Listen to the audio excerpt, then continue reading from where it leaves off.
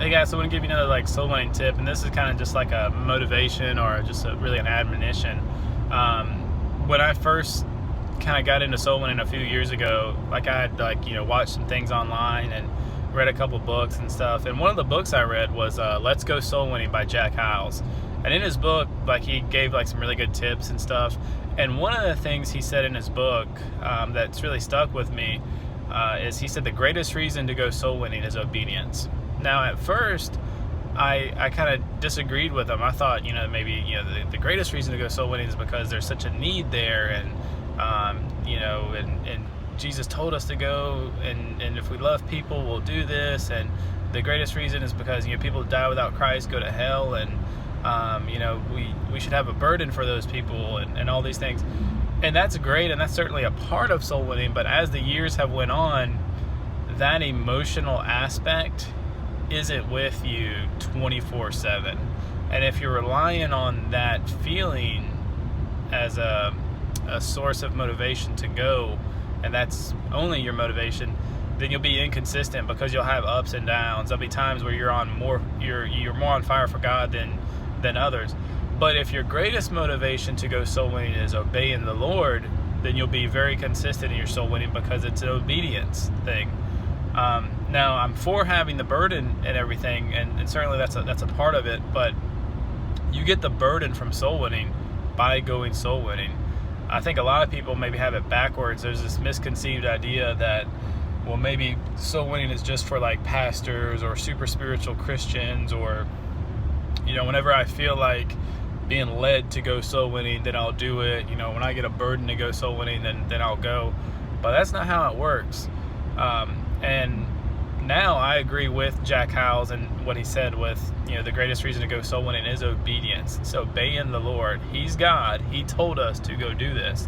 And he gave us the Great Commission on at least 4 separate occasions. In Matthew 28:19-20, Mark 16:15, Acts 1:8, John 20:21, we're told to go preach the gospel to the lost. And think about it this way.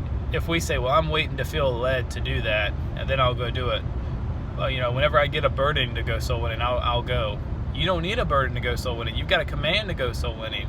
You go because he told you to go. If I told my daughter to do something 4 times, and she said, well, Dad, as soon as I feel led to do that, I'm going to do that, we'd have a problem if she told me she was going to wait till she felt like obeying me to obey me. So the greatest reason to go soul winning is obedience. And that burden for the lost will come as you go. When you go out soul winning, just even as a silent partner, you just watch, somebody that's lost, that goes to church every week, and they're just as lost as a drunk person downtown in a bar, that's never even heard of Jesus.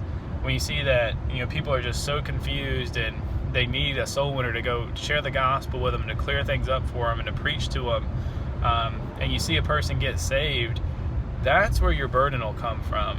Your burden will come from the exposure and the experience of doing it. And even when you see somebody that's not saved and they hear the gospel and they reject it and your heart breaks for that person, that's when you'll get a greater burden to go. And your burden for soul winning will increase, and you'll start doing more and working on your presentation and all that stuff more. But you should just go, even if it's as a silent partner, out of obedience. And going as a silent partner is a big deal, and that's a great help. For example, like say there's 2 people that show up for soul winning, and it's 2 talkers. Well, that's 1 2-man team. But if 2 silent partners would show up, well, now we have 2 teams. So just by being a silent partner, you can double the efforts of your church when you're going out, just by showing up. And instead of having 2 talkers together, you can have a talker that's training a silent partner. And you learn, like anything else, you learn by going.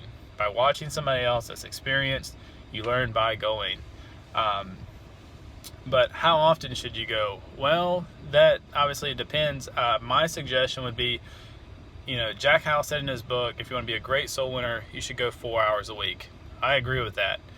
But if you don't have 4 hours a week to go soul winning or whatever, and you don't go any right now, I would say go 2 hours a week and see if you could either do all 2 hours at one time or split it up into 2 times. Plan 2 times a week for maybe an hour each. Because obviously soul winning is one of those things where you're going door to door, house to house.